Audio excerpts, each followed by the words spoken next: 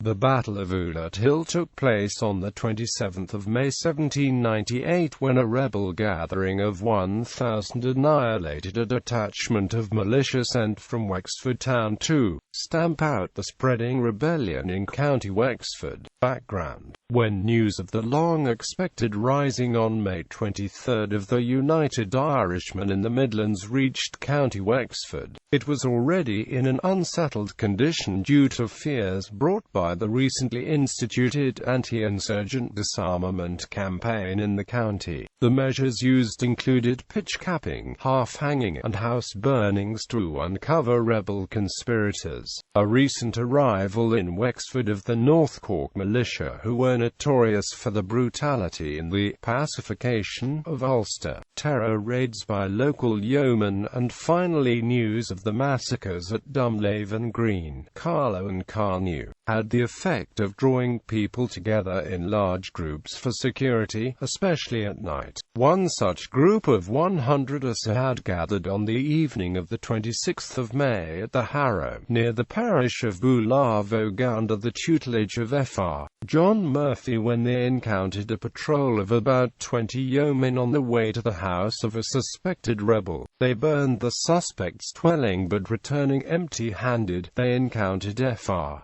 Murphy's band again. The patrol were pushing the way through when a skirmish began in which they lost 2 of the number, the rest fleeing with news of the killings. Night of the 26th of May. The reaction on both sides was rapid. Vengeful yeomanry patrols roaming, burning and killing indiscriminately, while the rebels roused the countryside and made several raids on manors and other houses holding arms, killing more loyalists and yeomen. News of the skirmish and raids had by now reached Wexford town and the bulk of its garrison. 110 of the North Cork militia with 20 yeoman cavalry were ordered north to crush the nascent rebellion.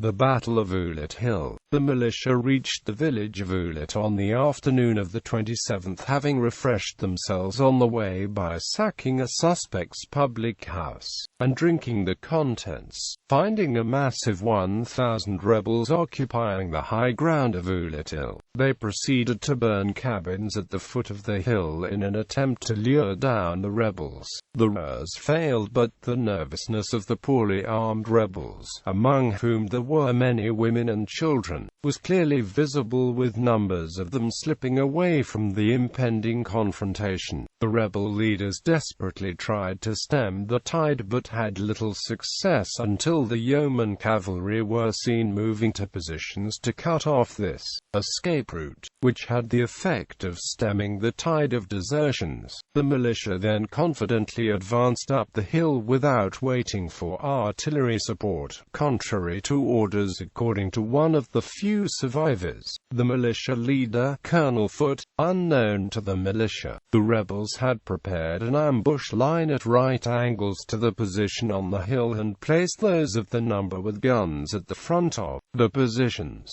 The militia advanced and fired a couple of loose volleys, but the rebels held their positions until the soldiers reached killing range, then poured concentrated gunfire upon the soldiers. The rebels then unleashed a ferocious charge on the surviving militiamen, who were quickly overwhelmed and pursued for miles across the surrounding countryside, only 4 of them escaping to the temporary safety of Wexford.